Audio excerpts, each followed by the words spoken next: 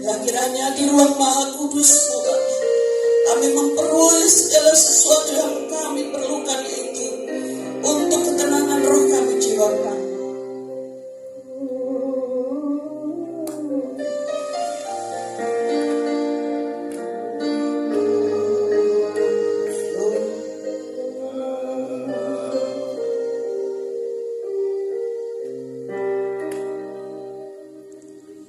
Masuk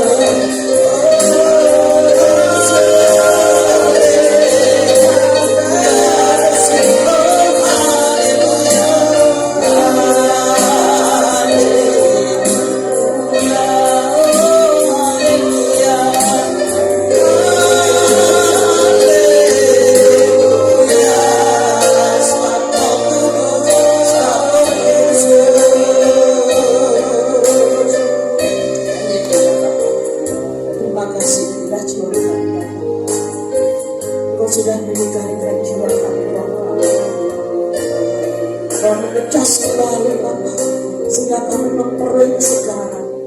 Roh tubuh jiwa kami selalu kau penuhi dengan kuasa Roh Kudus. Mujizat-Mu terjadi ketika kami memuja Engkau, ketika kami memuliakan nama-Mu. Bagi yang sakit sudah Tuhan angkat sakit penyakitnya. Bagi yang berbeban berat, Kau sudah meringankan beban berat. Dan bagi mereka itu hanya sekarang terpuruk ekonominya, Kau angkat kembali ekonominya sehingga semua menjadi sejahtera. Inilah pujian kami bagi Bapa kami Tuhan. Kami yakin dan percaya Engkau Allah, Engkau Elohim, Engkau yang mendengar dan Engkau yang mengabulkan setiap doa kami. Haleluya Bapa, terima kasih Bapa. Dalam nama Tuhan Yesus Kristus, Roh Kudus, malaikat-malaikat kudus turut beracara di dalam pujian penyembahan, di dalam ibadah kami pagi hari. Terima kasih Bapa. Dalam nama Tuhan Yesus kami akan beria-ria menyumbangkan hati Engkau dalam pujian penyembahan untuk menghirangkan Engkau. Terima kasih Bapa. Dalam nama Yesus Kristus. Haleluya. Katakan amin.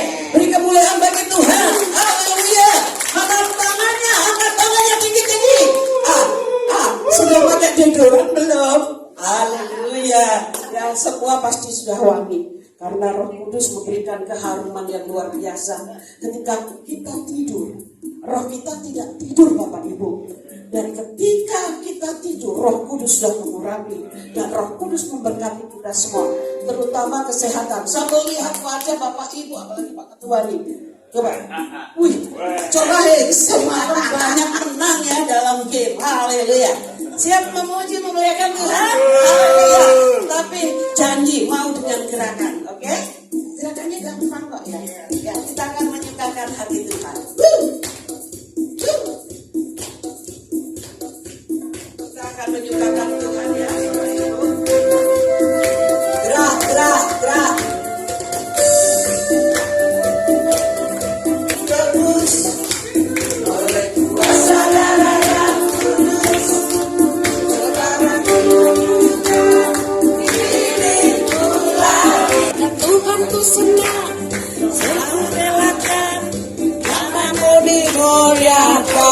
kiri kanan.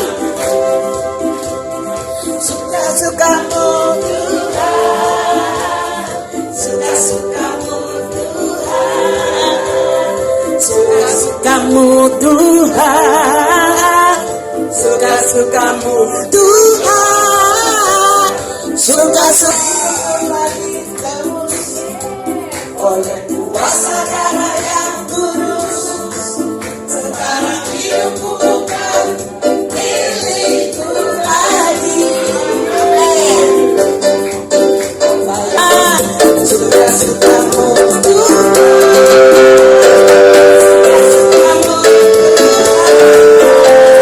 suka-sukamu Tuhan,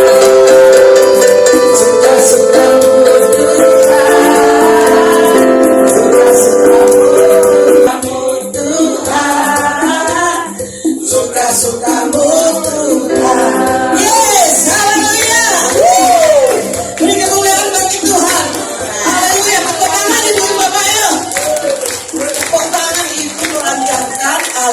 peredaran darah. Silakan duduk. Ya, mengheningkan diri kita. Fokuskan hati, pikiran, perasaan kita kepada Tuhan. Musim selalu berlalu, tapi kasih Tuhan tidak pernah berlalu, selalu bersama kita. Mari kita menyanyikan pujian ini.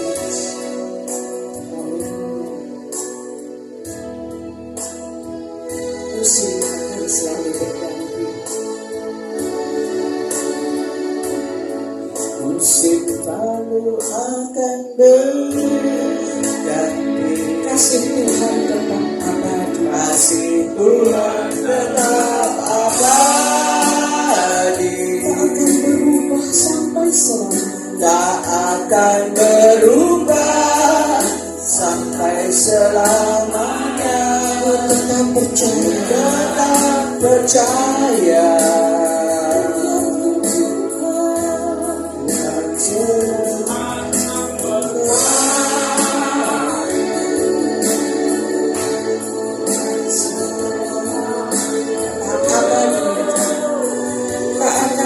sampai selamanya, tak akan berubah sampai selamanya. Ku tetap percaya, ku yakin Tuhan memberkati, ku yakin Tuhan memberkati, ku yakin Tuhan melindungi.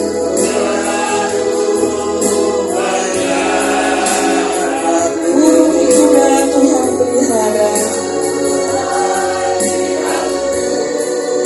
tak akan terjatuh tanpa seizinmu.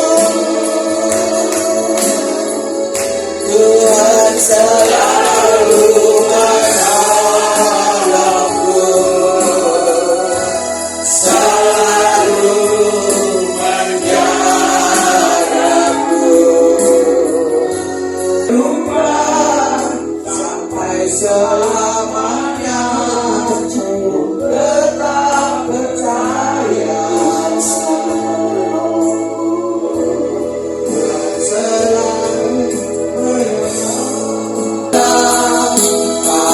karena kasih-Nya.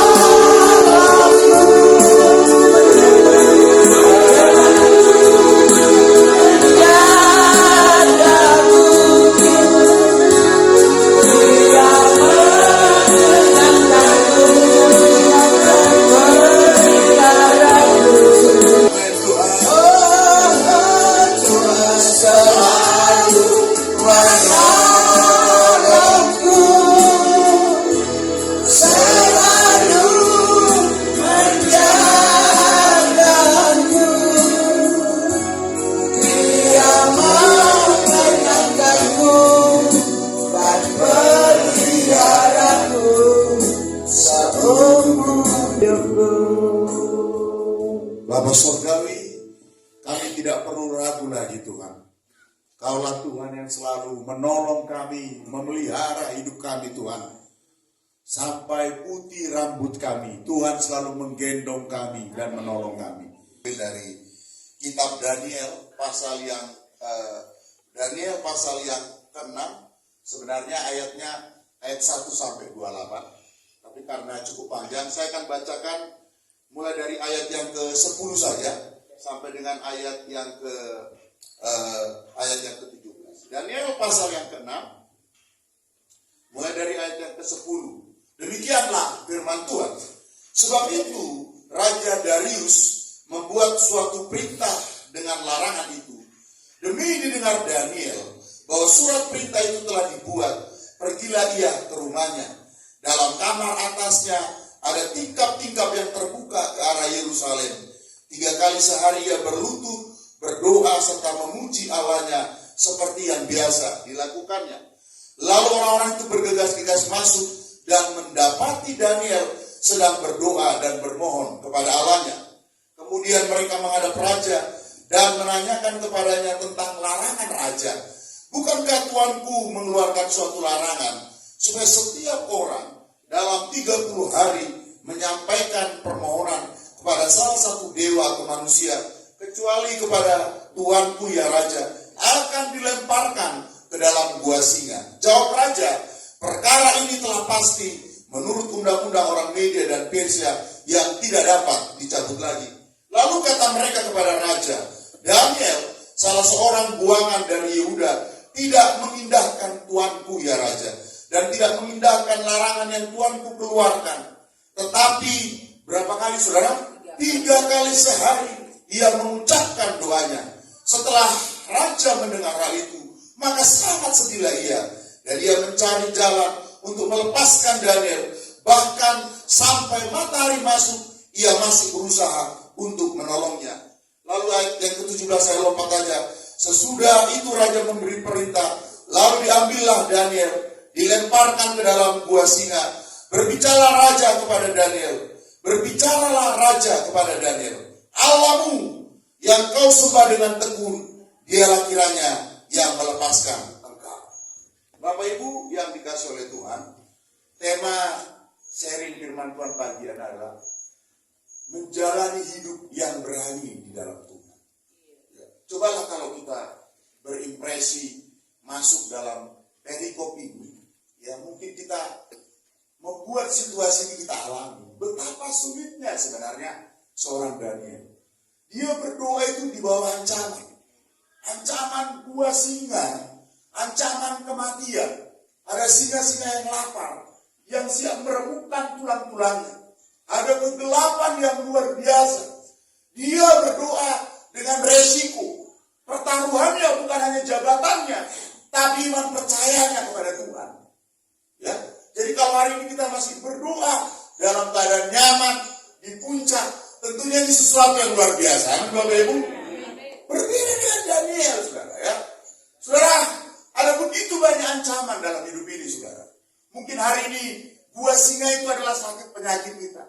Gua singa itu kan ada situs namanya penjara si Pitung. Pernah ya Bapak Ibu lihat ya? Itu penjaranya aja. Posisi kita kalau masuk harus bungkuk begini kan. Lalu ada nanti bulatan seperti batu besar. Ternyata si Pitung itu digari tangannya. Pitung itu kan pendekar Betawi. Iya kan? Dia dulu paling menguasai Maesari kan ya. Pak Semusir ya. Saya bayangkan posisi dia begini di penjara. Maaf saudara. Itu di ruangan gelap. Situs Pangeran Jayakarta itu kan udah diperbaiki.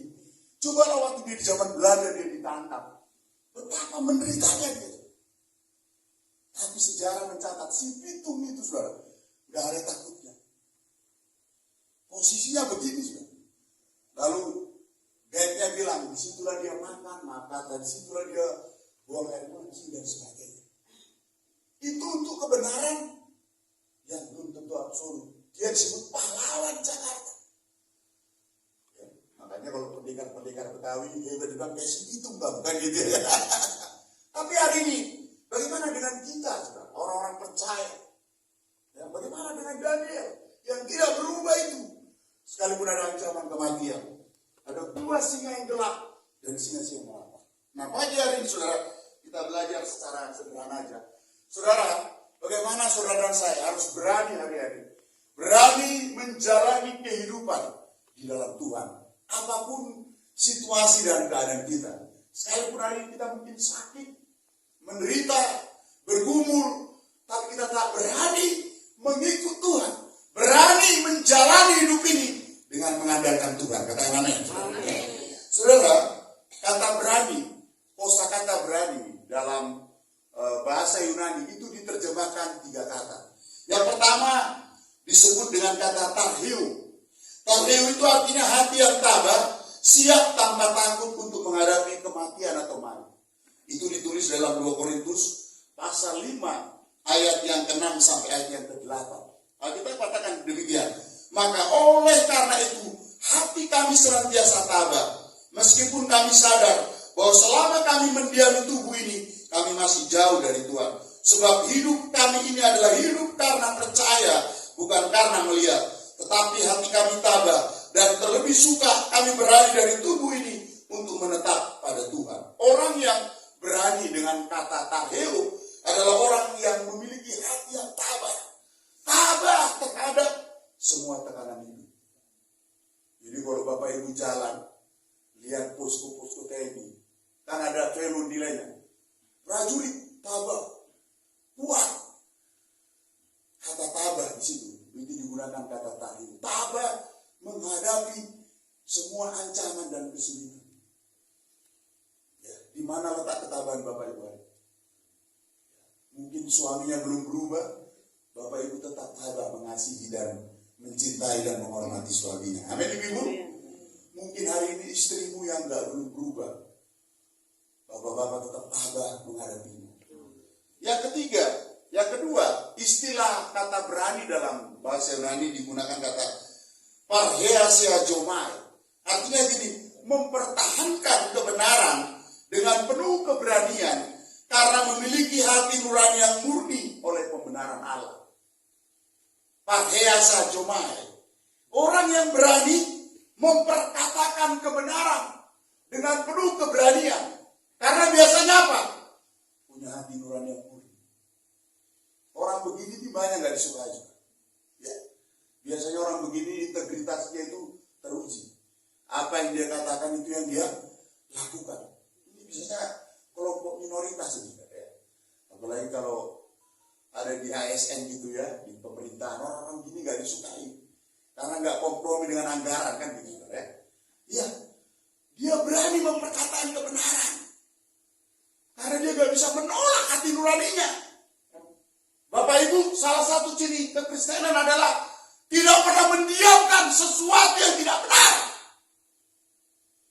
Ya, kalau di gereja kita ada kompromi terhadap dosa orang seperti ini, saudara, dia akan berteriak, berkata, siapapun orangnya akan dihadapi. Ya, ini istilah katanya parheasa joma.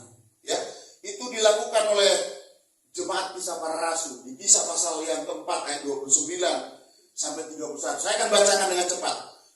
Dikatakan demikian, dan sekarang ya Tuhan, lihatlah bagaimana mereka mengancam kami, dan berikanlah kepada hamba-hambamu keberanian untuk memberitakan firman-Mu.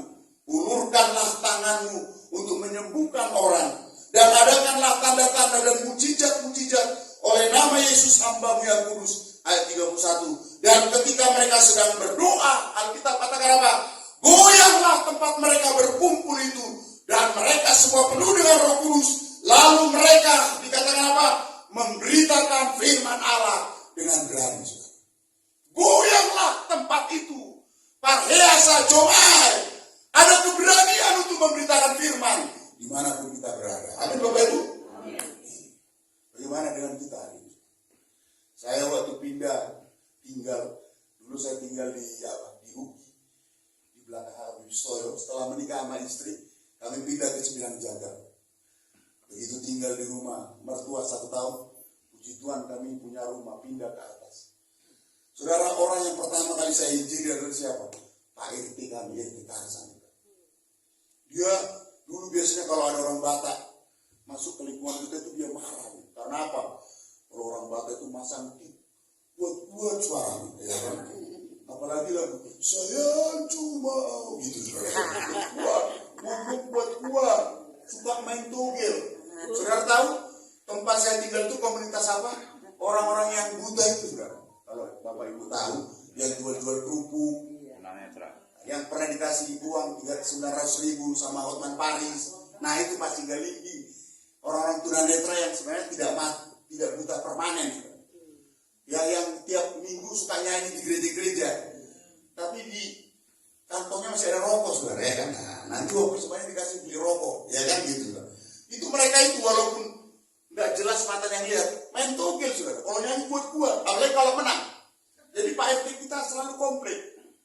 Orang Batak itu kesannya nggak baik. Begitu saya masuk ke situ, saya nggak pernah ngaku diri saya pendeta, apalagi pendekar kan gitu, saudara. Tapi dia lihat saya. Terakhir dia bilang, Bapak pendeta, cuma rajin ke gereja. Saudara, singkat cerita, orang yang pertama kali saya injili itu Pak RT kan, namanya Pak Karsa. Terima Yesus sebagai Tuhan dan Juru Selamat. Jadi itu harus penuh dengan keberanian dan iman. Ya, karena setiap malam dia nggak bisa tidur, saudara, katanya. Jadi dia suka nonton dulu, zaman dulu yang di ANTV, acara Pak Nikon atau Raharjo, kan ada masuk TV. Dia suka dengarkan itu. Karena dalam kesaksian pendeta itu ada mujizat. Dia bilang, saya masih bisa sembuh, Pak. Bisa. Karena penyakitnya nggak bisa tidur. Ya. Dari malam Bapak Ibu bisa tidur, amin?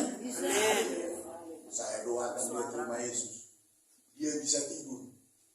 Ya, cuma saya nggak pernah memaksa dia untuk pindah agama. Saya harus jadi orang Kristen, Pak. Bapak nggak perlu jadi orang Kristen. Karena menurut saya agama nggak menyelamatkan hidupmu. Bapak terimalah Yesus sebagai Tuhan dan Juru Selamat. Ya itu waktu saya bimbing. Karena waktu itu saya baru pulang pelatihan ini dari Malang. Jadi roh penginjilannya luar biasa. Dia gemetar tangannya. Ya. Sejak itu dia baik dengan kita dan orang-orang Batak di lingkungan kita, saudara ya. Saudara, keberanian yang kedua disebut para Jomai. Yang ketiga yang terakhir, saudara. Kata keberanian digunakan ketika Daniel menjalani hidup yang luar biasa itu. Digunakan kata talmau. Katakan talmau, saudara ya. Talmau itu artinya bertindak, melakukan perkara-perkara bagi Allah di luar keterbatasan diri karena mengenal dan memahami tujuan Allah dalam hidup.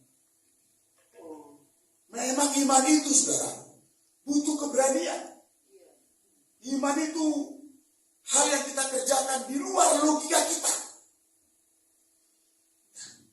Iman itu kita melakukan sesuatu di luar fakta-fakta kehidupan.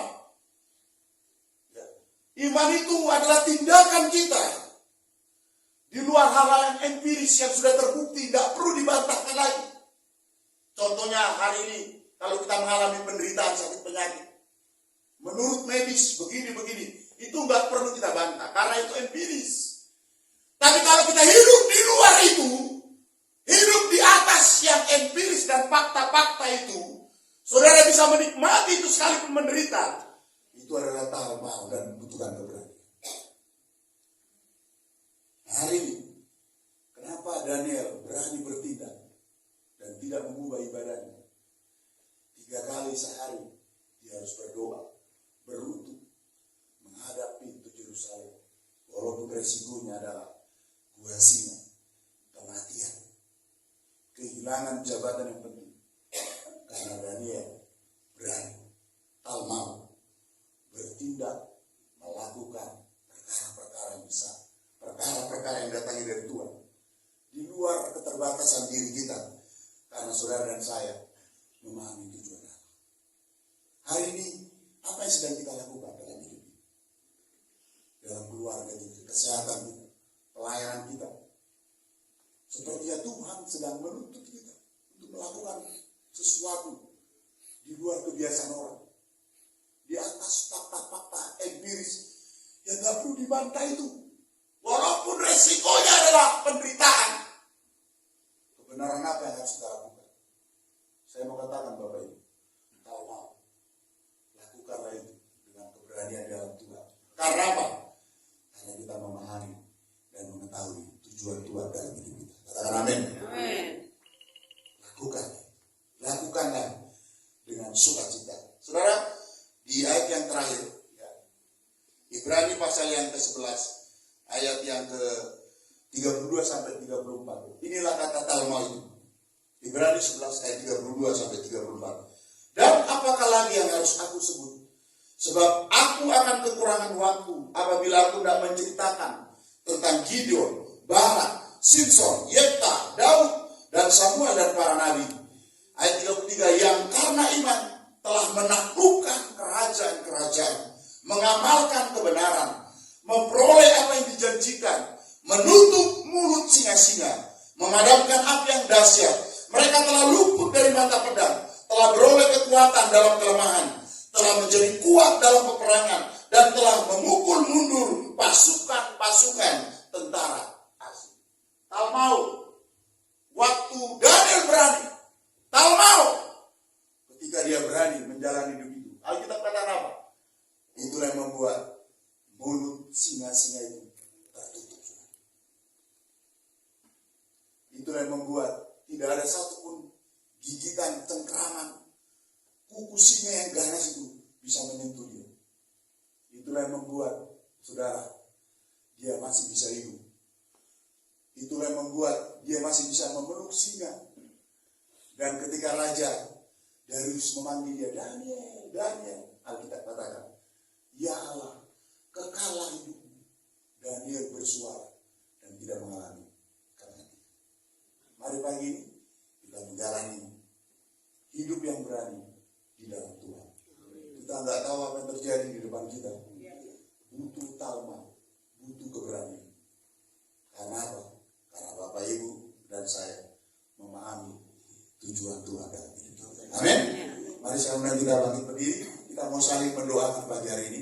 Apapun hari ini masalahmu, mungkin gua singa yang kita hadapi berbeda dengan Daniel. Singa itu mungkin sakit penyakit, pergumulan anakmu, ekonomi, pekerjaan, apapun itu. Hari ini tak mau, beranilah menjalani kehidupan di dalam Tuhan. Amin. Lakukanlah perkara di luar keterbatasan diri kita, karena saudara dan saya memahami tujuan dan maksud Tuhan. Amin.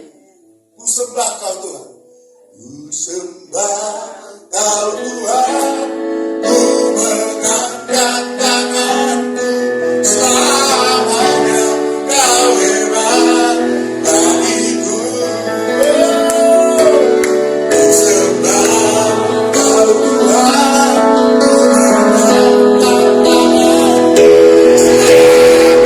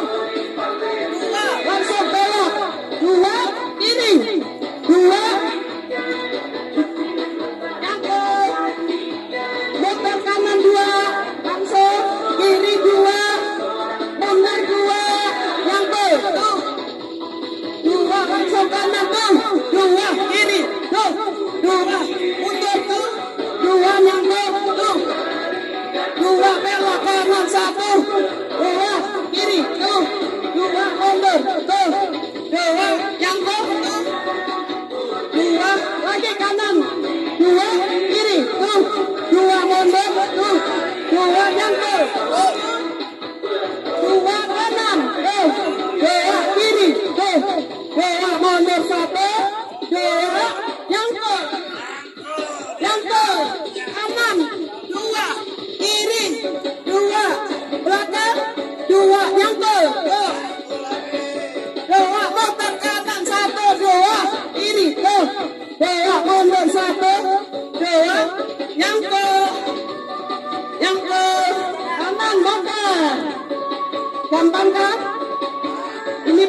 dimodifikasi ya. Nanti kalau dimodifikasi Bu Pintu. Oke. Bisa kan? Ini adalah kacamata Bisa. autofocus. Fokusnya bisa mengikuti kebutuhan mata. Cocok untuk usia lanjut maupun usia muda karena desainnya sangat mahal. Iklan itu. Kebutuhan mata Anda.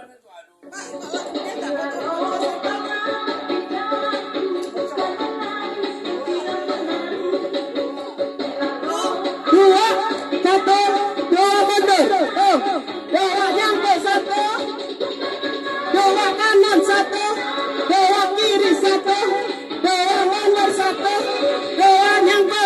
Oh, dua kanan satu, dua kiri. Oh, dua mundur satu, dua nyampe. Tuh, dua kanan satu, dua kiri satu, dua mundur satu, dua nyempel, tuh, dua kanan satu, dua kiri, tuh, dua mundur satu, dua nyempel satu, dua kanan, tuh, dua kiri, tuh, dua mundur, tuh, dua nyempel, tuh, dua kanan, tuh, dua kiri satu, dua mundur satu, dua nyempel, tuh, dua kanan satu, dua kiri satu, dua mundur satu, dua nyempel, dua kanan satu, dua kiri satu, dua mundur satu, dua nyempel, dua kanan langsung tuh, dua kiri langsung tuh, dua mundur satu, dua nyempel tuh, dua langsung kanan tuh, dua kiri tuh, dua mundur tuh, dua nyempel tuh, dua langsung kanan tuh, dua kiri satu, dua mundur satu, dua nyempel tuh, dua langsung kanan tuh, dua kiri tuh, dua mundur tuh, dua nyempel satu, dua langsung kanan tuh, dua kiri tuh, dua mundur tuh, dua nyempel satu, dua langsung kanan tuh, dua kiri tuh, dua mundur tuh, dua nyempel tuh, dua. Sudah capek, haleluya. Ayo dengan instruktur Pak Monas.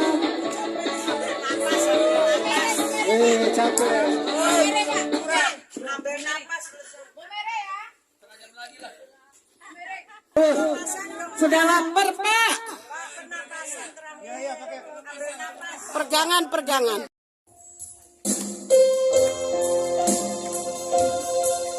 Terima kasih Tuhan. Kau baik, kau luar biasa Tuhan.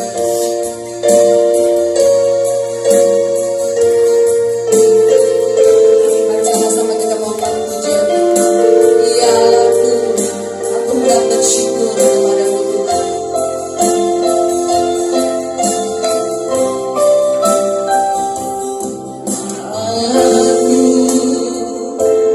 Aku hendak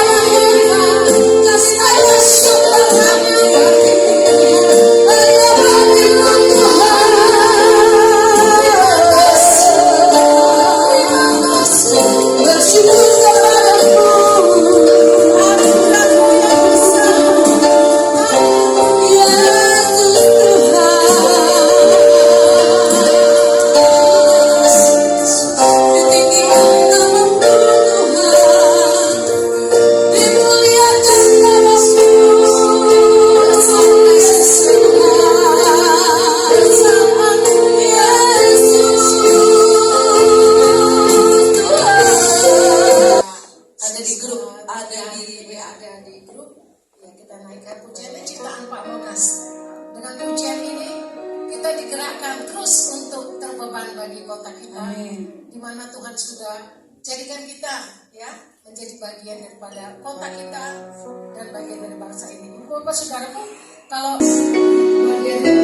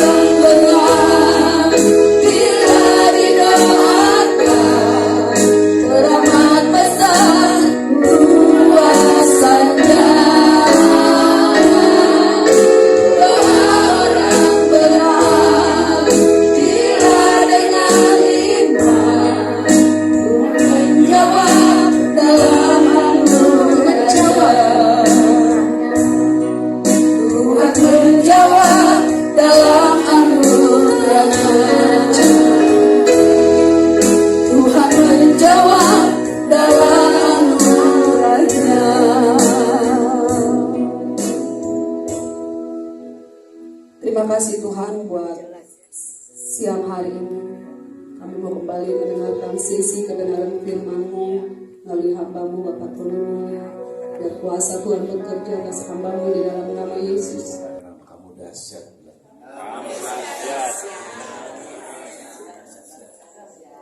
Oke, sambil menunggu komputer status signal USB display, tekan menjadi sumber.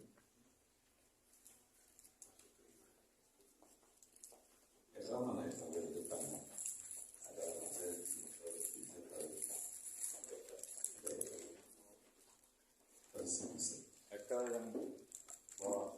Iya. Saya mau tanya dulu nih sama Bapak Ibu di tempat ini. Tuhan itu menciptakan manusia dulu atau pohon dulu ya? Pohon dulu ya. Biar semua kelihatan. Ya, Pak Eben agak ke tengah dikit sini. Pak sama Agak geser dikit. sebelah Pak Markus. Supaya bagus. Biar bagus. Ya. Bapak bisa di samping Pak Figur. Enggak, biar bagus. Oke. Kelihatan kok. Yuk, oke. Gaya bebas. Belum ya. Gaya resmi dulu. 3, 2, 1. Saya kasih kesempatan gaya bebas. 3, 2, 1. Enggak macem begini. Oke, JDS Jakarta Timur. Kemuliaan bagi Kristus. Ya, saya video ya. Ingat ya Pak Parda tadi, kemuliaan bagi Tuhan Yesus. Silakan Pak. JDS Jakarta Timur. JDS Jakarta Timur, kemuliaan Bagi Kristus. 1, 2, 3. Yes, thank you. Oke. Aku? Nanti aku di belakang.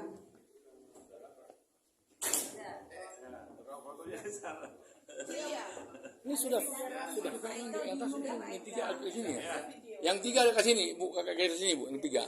Ibu, yang di atas agak sana yang di atas. Sebenarnya masih bisa di sini kayak bolnya bisa. Biar kelihatan. Bu Lili bisa ke sini. Jadi kita 2 baris aja. Oh, 2 baris ya. Tolong ibu-ibu geser dikit aja biar cantik. Ibu itu. Ibu turun dikit bisa. Sini bisa juga. Ke itu bisa. Iya gitu. Udah. Agak miring, Bu. Jangan seteng gini. Agak miring sedikit. Gini. Nah, gini. Bu Titrin geser dikit, Bu Titrin geser dikit. Tangannya jangan begitu, Bu. Jangan begitu, Bu, jelek. Jangan manoko. Ayo senyum. Kacamata dibuka, kacamata Reben dibuka. 1, 2, 3. Kacamata mekil lo. 1, Gaya 2. serius. Merdeka. Panjang merdeka. Oh iya, Mang. Luar biasa. Udah mantap. Ini tuh. Belum, jadi video.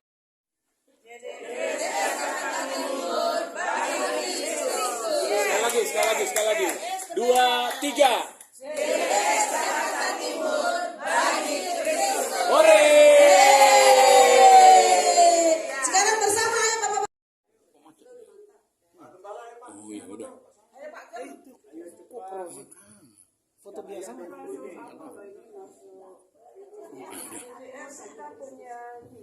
Foto ya. Video dulu ya. JDS Jakarta Timur bagi Kristus. 1, 2, 3.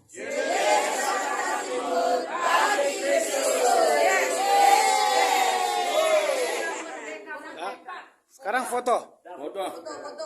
Siap. 1, 2. Ya. Tunggu, pastor harus menonton tuh. Panen.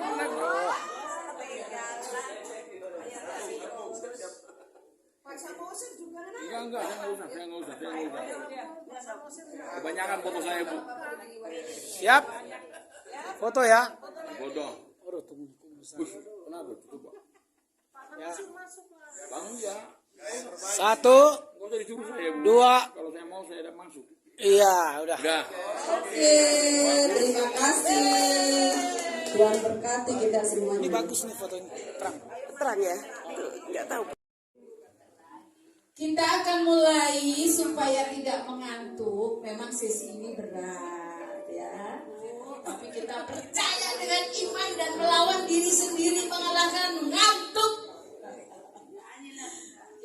bangkit berdiri, kita icebreaker. Hitung sampai berapa Bu? 5, 6? 4 ya. Kita akan adakan permainan sebentar supaya seger kita badannya. Gitu ya. Siapa? Ada gereja di mana?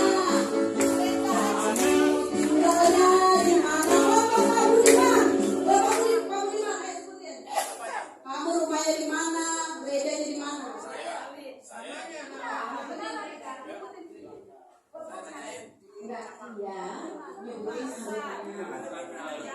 Ya, gerejanya di mana, namanya siapa?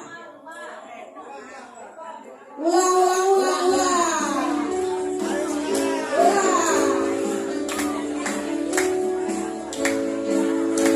Kamu namanya siapa?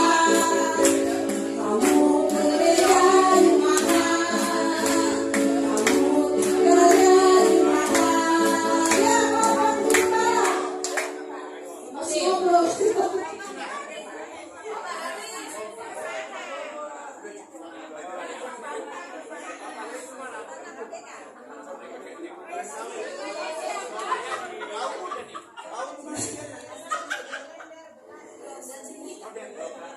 Ayo dengerin. Kita nggak kenal sama bapaknya di kepala. Ayo dengerin.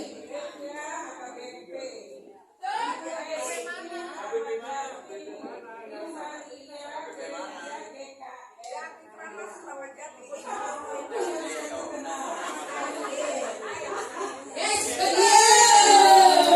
Siapa mau ditanya? Ibu ini, Ibu Romi tadi kerja di mana? AKBP banyak. Ini. Berarti dengerin semuanya. Jadi jangan nggak kenal, udah jadi ketua HJBS, nggak kenal. Saya juga agak sulit. Apa mengenal nama-nama biar saya juga jadi kenal, ya kan? Ya. Ayo lagi. Namanya siapa? Kamu namanya siapa? Kamu tinggalnya di mana? Kamu gereja di mana? Bagus, kamu bagus. Aku dermawan di ini apa?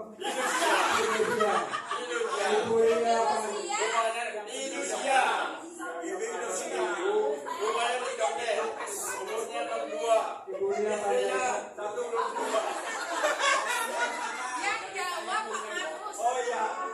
Ibunya Panjaitan, rumah di Ramangun, IPTI Cakung.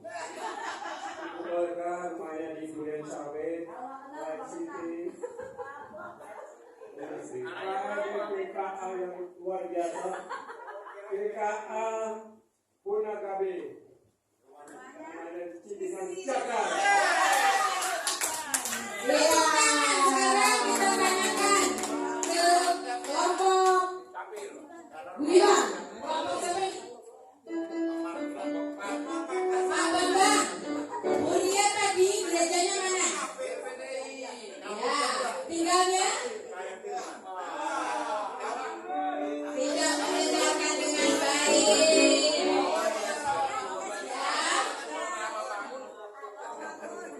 Ayo Bu Fitri. Pak Markus, gerejanya di mana? Tinggal di mana? Ya, tahu. Mana dengerin? Kelapa 2. Ya, kamu namanya siapa? Kamu gereja di mana? Kamu tinggalnya di mana? Ayo Pak, silakan. Ini Bu Didrin. Ya gereja ini. Lekang Pak. Oh, gereja. Yang lainnya dengerin ya.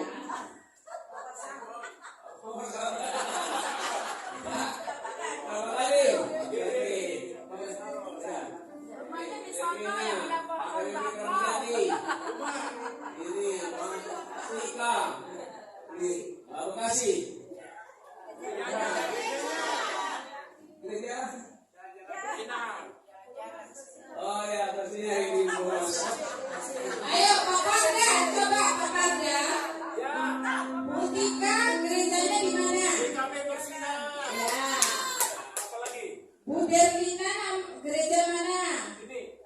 Filipina. AKBP. Tinggalnya di mana? Rumahnya di Bekasi.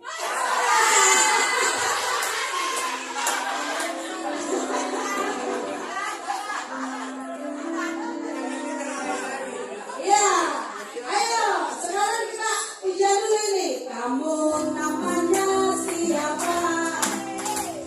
Kamu tinggalnya di mana? Kamu gereja di mana? Oh, kamu sudah sayang.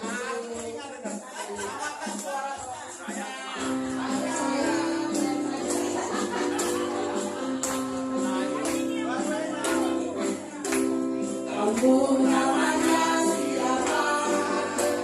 Kamu gereja di mana? Kamu tinggalnya di mana?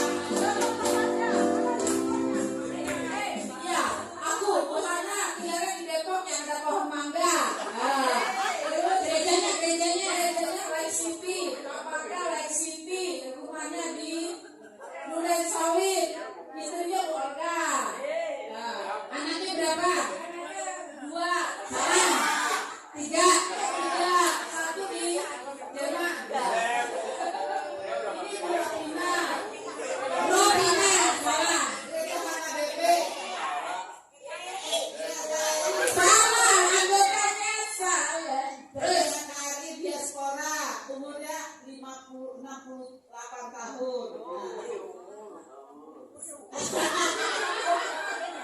Ini Ibu Yuri, rumahnya di Cilangkap, gerejanya diaspora, anaknya 3. Oke. Ini Ibu Rusli Siregar. Gerejanya 67 tahun. Gerejanya 77 tahun gerejanya. Muria, tolong sebutkan namanya siapa? Yang cantik.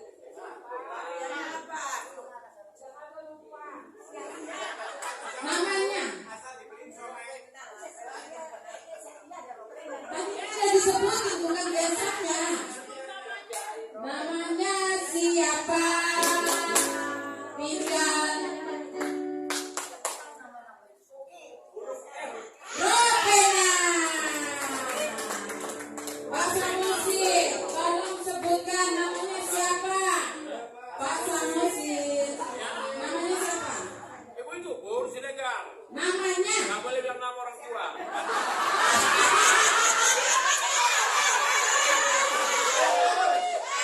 Nggak boleh nanti orang mata kawan cari nama.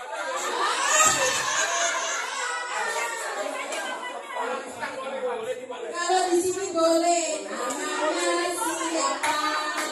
Rusli Siregar. Tepuk tangan buat kita semua. Terima kasih. Silakan dulu Bapak Ibu. Tapi untuk kita rencanakan sejak awal tahun. Jadi agar Bapak Ibu tahu bahwa ketika Natal yang lalu kita selesai, ya kan kita buat acara Natal ya. Lalu kemudian kita rencanakan tahun ini mau bikin apa nih? Nah kita buat retreat. Nah supaya tidak perlu buat panitia baru, panitia Natal lanjut menjadi panitia retreat. Ya. Jadi Pak Eben terus jadi panitia. Nggak tahu apa forever atau gimana nih? Ya terima kasih ya kepada Pak Eben dan teman-teman semua yang sudah menyiapkan kegiatan retreat kita ini. Saudara diberkati? Oke, ya. Saya di sini sebagai orang dalam ya. Jadi bukan orang luar. Jadi istilahnya santai-santai aja. Karena kita datang di sini sebetulnya dengan retreat ini tujuannya ya sesuai dengan tema kan unity for the city ya, kesatuan untuk kota. Kita bersatu untuk kota kita. Kenapa sih kita berkumpul setiap hari Rabu ketiga sekali sebulan ya? Kita berdoa bersama. Satu hal yang saya percaya, visi daripada jaringan doa ini adalah para pendoa atau umat Tuhan dikumpulkan untuk bisa berdoa untuk kota. Ya. Jadi memang tujuan kita berdoa untuk kota. Lah kenapa kota mesti didoakan? Apa sebabnya? Ya karena saya percaya bahwa yang bisa mengubah kota itu Tuhan.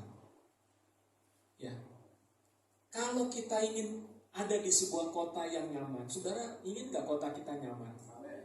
Ya, kita punya kota di mana kita merasa nyaman tinggal, kita nyaman untuk berusaha, berbisnis, berkeluarga, yang anak-anak cucu kita sekolah dengan baik. Kan gambaran kota ideal seperti itu ya. Kita bisa beribadah, kita bisa melayani. Nah, kita mengharapkan nggak kota kita itu seperti itu? Tapi bayangkan kalau kita tinggal di sebuah kota yang semerawut, ya, penduduknya cuek, banyak kekerasan, pencurian, perampokan. Tentu kita akan pengen pindah dari kota itu. Kenapa tahun 98 ketika terjadi kerusuhan di Jakarta, itu banyak orang lari ke luar negeri. Karena mereka nggak merasa nyaman, nggak merasa aman tinggal di Jakarta ini. Nah, mungkin saudara juga pengen keluar negeri, cuman masalahnya nggak punya duit, ya kan? Nggak punya duit, nggak punya kenalan, gitu kan? Tapi kalau saudara punya uang, punya kenalan, mungkin pada waktu itu saudara juga pengen tinggalkan kota Jakarta. Ya jujur. Nah, tapi bukan berarti karena kita nggak punya duit lah maka kita tinggalkan kota, kita tetap tinggal di kota ini. Saya percaya karena kehendak Tuhan lah saudara dan saya masih ada di kota ini. Amin. Nah, cuma kehadiran kita di kota ini kan bukan untuk cuma tinggal, numpang hidup, untuk cuma cari makan. Kenapa? Karena Tuhan memberikan tanggung jawab kepada kita dalam Yeremia, ya kalau saya nggak salah, Yeremia 2:17 mengatakan, usahakanlah kesejahteraan kota dimanapun engkau aku buang, katanya ya. Ya, kita kesini di Jakarta bukan dibuang, walaupun ada yang merantau juga kan datang ke Jakarta ya. Ada yang dari kampung, dari Sumatera, merantau ke Jakarta, nggak merasa dibuang kan. Tapi orang Israel waktu itu dibuang loh ke Babel. Mereka betul-betul jadi tawanan. Nah, ayat Yeremia pasal 2:17 itu sebetulnya ayat 29 ayat 7 mengatakan usahakanlah kesejahteraan kota. Kenapa? Karena orang Israel pada waktu itu pengen balik ke tanah Kanaan. Lalu mereka bilang, ngapain kita di sini? Kita tawanan di sini, kita nggak ada kerjaan apa sih? Udah pengen balik aja. Tapi Nabi Yeremia, Tuhan berkata lewat Nabi Yeremia, usahakan kesejahteraan kota di mana kamu aku buang. Artinya kamu jangan nggak peduli dengan kotamu, itu bukan kota, itu bukan tanah perjanjian. Kamu sebagai tawanan di Babel, kamu harus upayakan kotamu jadi sejahtera. Kamu harus tanam tanaman, bahkan dibilang kamu harus menikah di sana. Jangan karena udahlah, kita kan di sini cuma sebentar. Karena memang waktu itu ada nubuatan hanya 70 tahun mereka dari tanah pembuangan. Ternyata lebih dari 70 tahun, saudara. Nah, banyak orang, kita untuk apa kita di dunia ini? Kita kan cuma sebentar hidup kita di dunia ini. Udahlah, gak usah terlalu pusing dengan dunia ini. Enggak. Walaupun kita hidup 70 tahun, bahkan tadi bilang 120 tahun.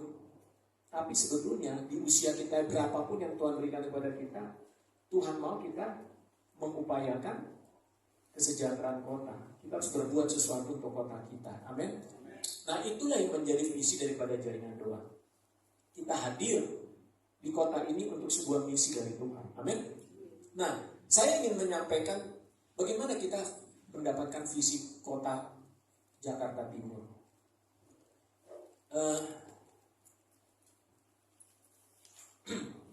Saya mudah-mudahan saudara bisa baca ya.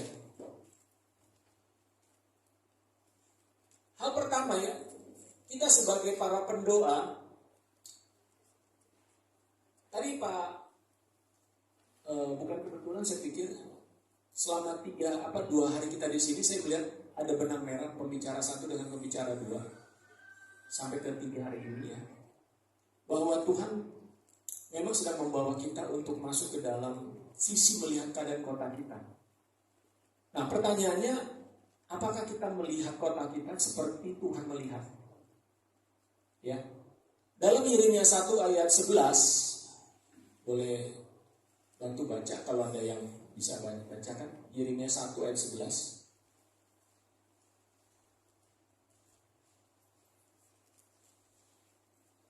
1 ayat yang ke-11. Ya. Demikianlah firman Tuhan. Sesudah itu firman Tuhan datang kepadaku bunyinya. Apakah yang kau lihat, hai Yeremia? Jawabku, aku melihat sebatang pohon dan pohon ladang, pohon badang. Pohon badang. Pohon badang. Ya, terima kasih. Yeremia diperlihatkan Tuhan sebuah penglihatan. Lalu Tuhan tanya, Yeremia, kau lihat apa? Lalu Yeremia bilang, aku lihat sebatang pohon badang. Lalu ayat 12, lalu firman Tuhan kepadaku, baik penglihatanmu. Oh, ternyata penglihatanmu baik ya. Kamu ngelihat apa yang saya tunjukkan dengan jelas, kamu bisa lihat. Maksudnya apa, saudara? Saya mengambil makna dari ayat ini begini. Tuhan memperlihatkan kepada Yeremia sesuatu, dan Yeremia melihatnya persis seperti yang Tuhan maksud. Berarti Yeremia melihat seperti apa yang Tuhan perlihatkan. Makanya dia bilang, bagus penglihatanmu, bagus. Kamu melihatnya jelas. Tapi coba misalnya Yeremia melihat yang lain, pasti Tuhan bilang, wah matamu gimana sih kok melihatnya begitu? Nah, poin pertama yang saya mau katakan begini kepada kita Bapak Ibu, bahwa kita sebagai para pendoa, ya saya anggap di sini kita semua pendoa ya, amin. Ya kita semua di sini pendoa, bahwa Tuhan ingin menguji Yeremia, apakah dia melihat ya apa yang Tuhan perlihatkan. Siap, 1, 2, 3. Ayo. Siap. JDS. Belum butuh. Dia lah ya. Ayo. Jadi itu aja. JDS Jakarta Timur. Yang kayak tadi. Harus sama ya. 1, 2, 3. JDS Jakarta Timur bagi Kristus. Nah, sekarang boleh berbagai pose, itu nanti saya akan screenshot. Saya 1, 2, bebas, saya bebas. Sarameo. Hebat dahsyat. It's the best.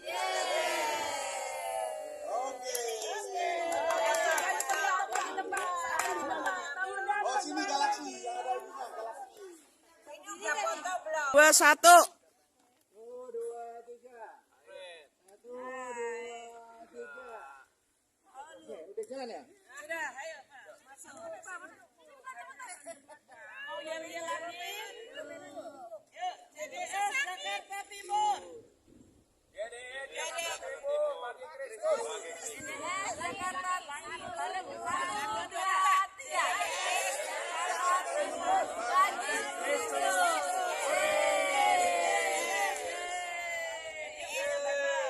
Saya bebas.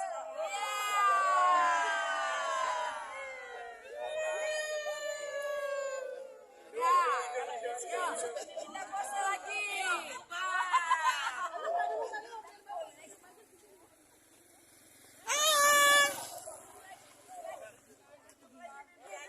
Oke Pak Monas. Hei, tunggu. Siap ya. 1, 2, on. 3. Ibu, masuk sendiri ibu mah. Sendiri. Jadi kurang elok. Kekecilan badannya. Ya, siap. Siap, 1, 2, 3, kayak bebas. 1. Mana lebih bebasnya ini? Ya, kayak Pak Un tuh. Pak Un jangan jelekin Siap ya. foto dong. Siap ya. Siap ya. Video nih, video oleh 10 detik. 1, 2, mulai. Masuk Pak Monas, masuk Pak Monas. Masuk. Awas jatuh. Awas jatuh.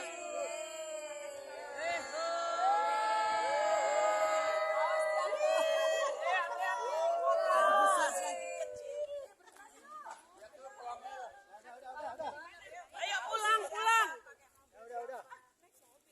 Halo. Kita lagi foto-foto ya. Kita mau lihat dulu. Oh, view-nya bagus banget.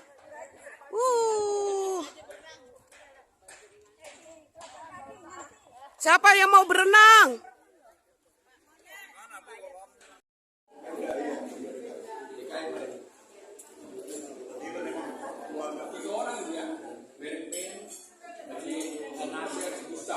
Satu lagi ada. Apa nih?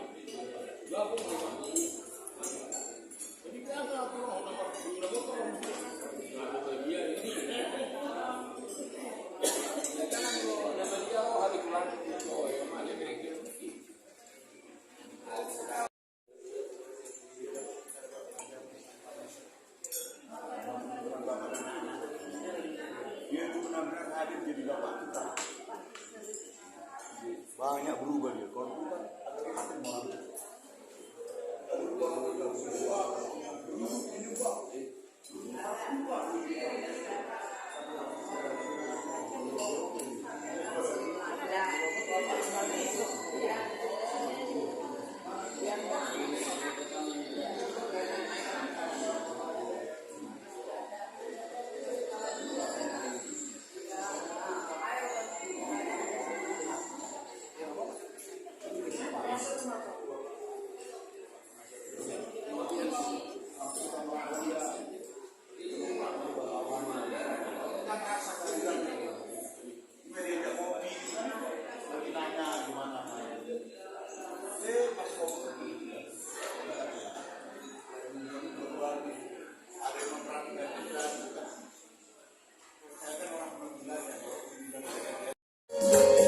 Dan betapa eloknya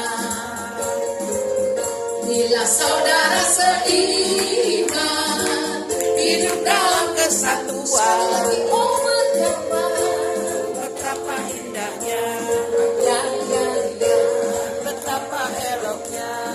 Yes, bila saudara seiman hidup dalam persatuan.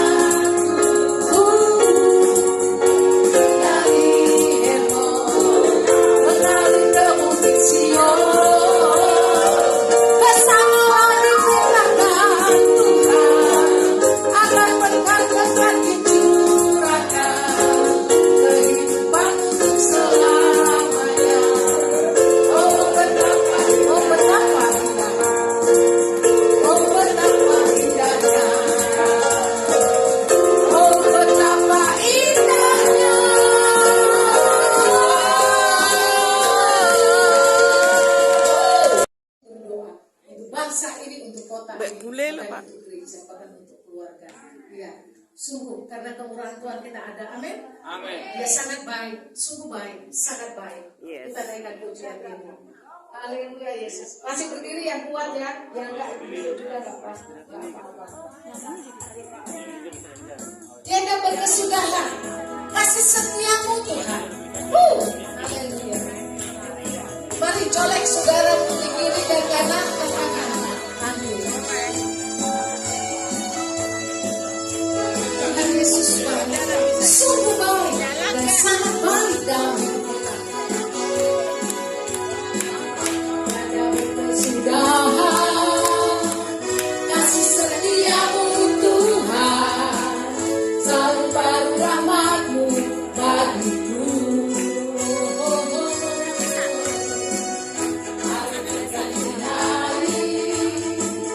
Tetap kulihat kasih-Mu, lama berakhir.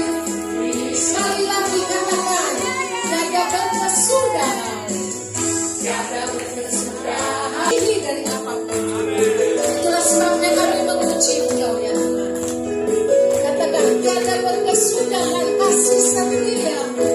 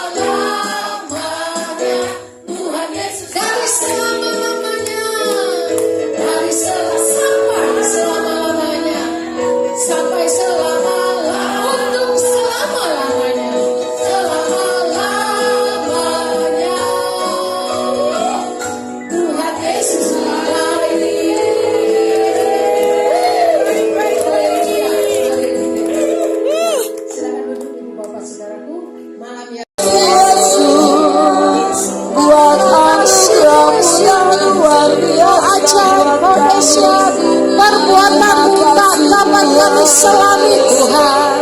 Karyamu ajaib bagi hidup kami. Haleluya Yesus. Terima kasih Tuhan. Terima kasih Yesus.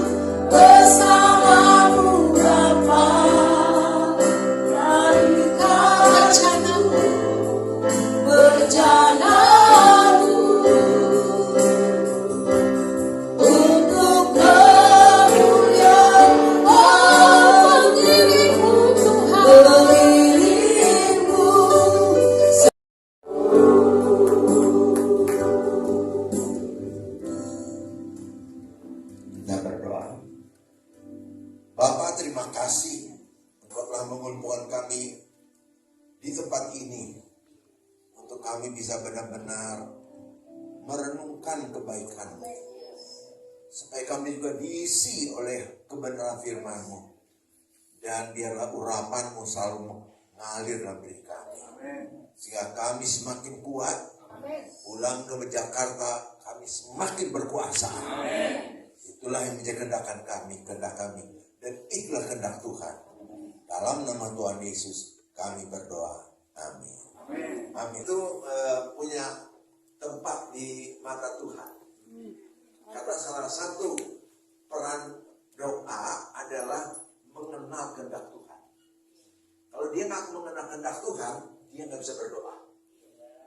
Ya, dia mesti tahu dulu kehendak Tuhan, baru dia bisa berdoa. Karena dia nggak boleh berdoa yang salah. Kalau dia berdoa yang salah, ya percuma dia jadi berdoa. Oleh karena itu, nomor 1, sebagai pendoa harus membangun manusia roh.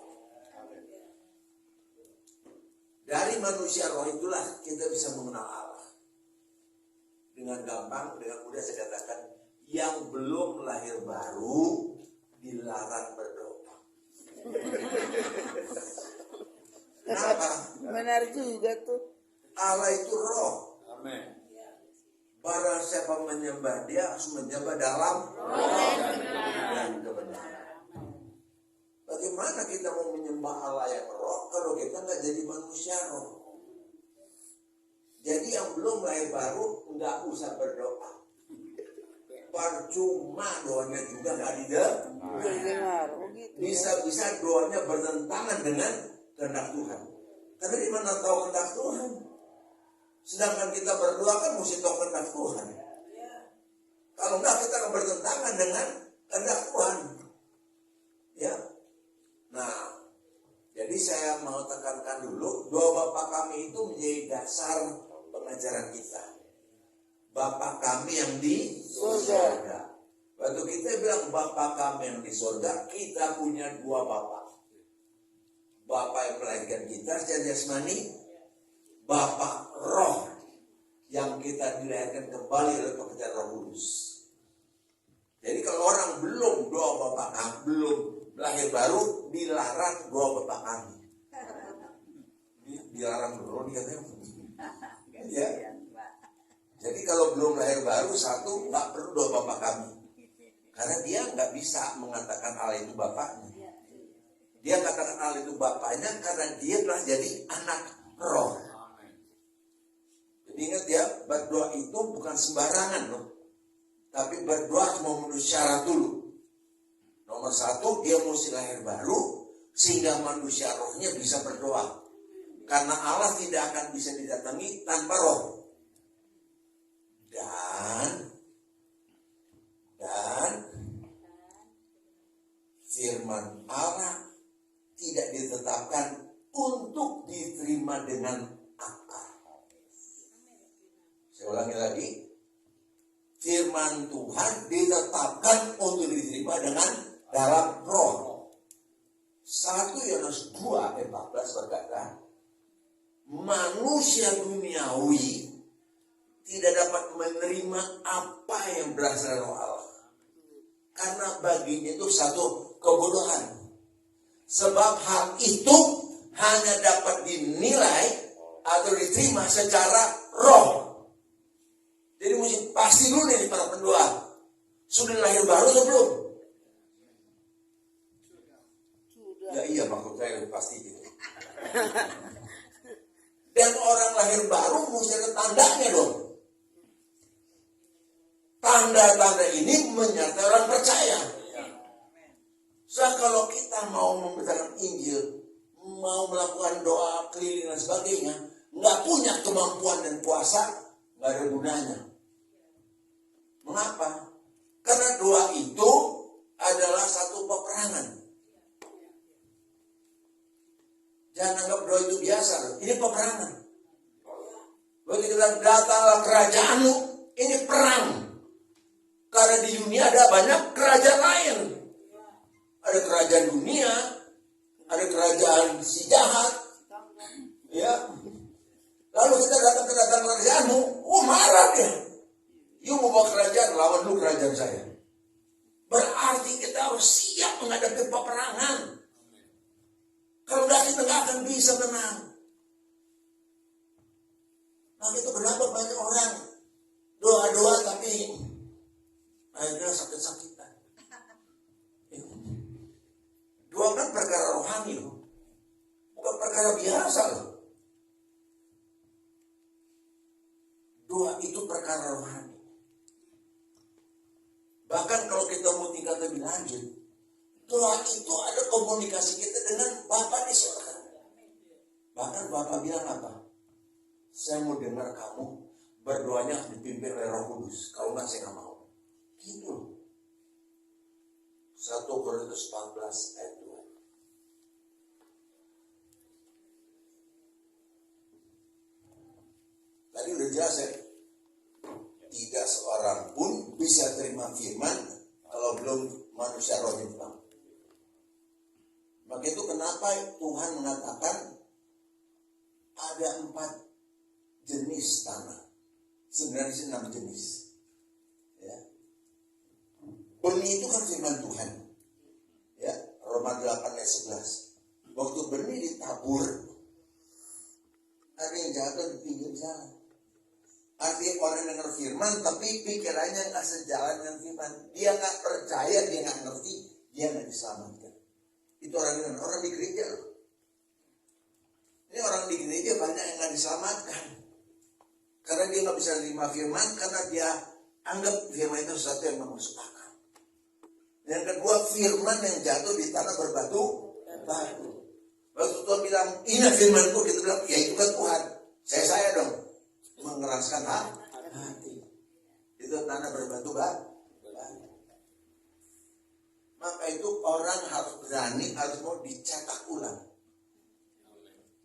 Kita lahir baru itu baru titik terendah dari manusia roh. Lahir baru itu titik terendah.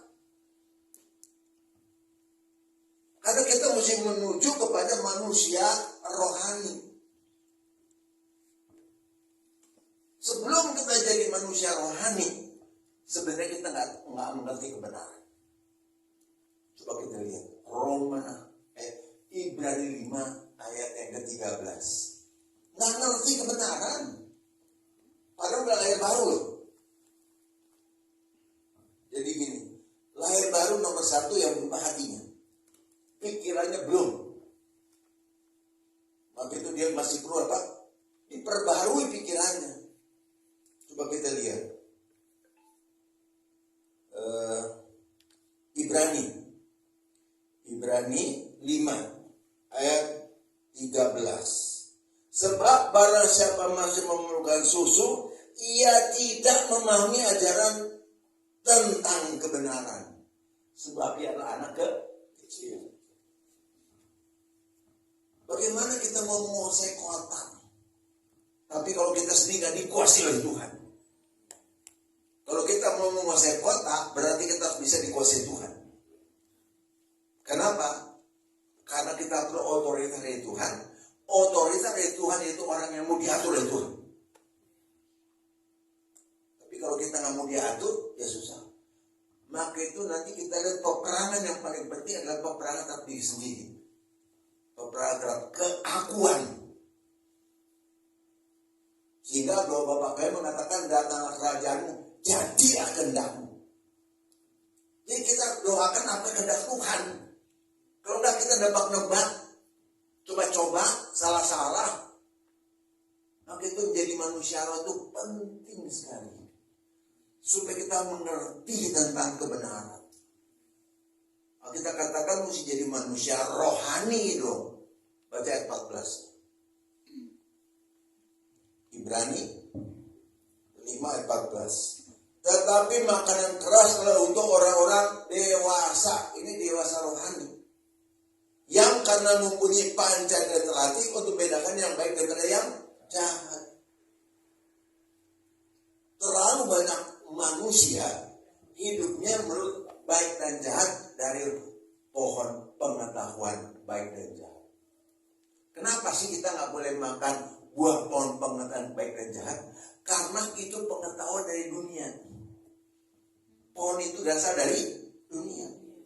Sehingga kita perlu menjadi manusia rohani untuk bisa tahu apa? Baik yang jahat yang dari Allah.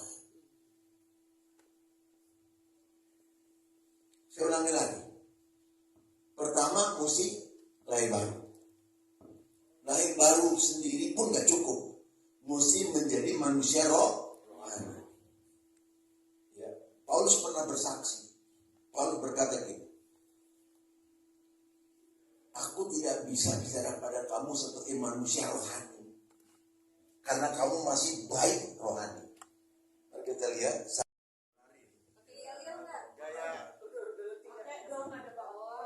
Bapak belum tahu. Foto dulu apa? Foto dulu. Foto resmi. 1, 2, 3. JDS Jakarta. Ayo, JDS Jakarta Timur. JDS Jakarta Timur bagi Kristus. Sama-sama. 1, 2, 3. JDS Jakarta Timur bagi Kristus. Mantap. Foto dulu gaya bebas, gaya bahagia. Kami terima firman Tuhan. Kasih jempol sama hambanya.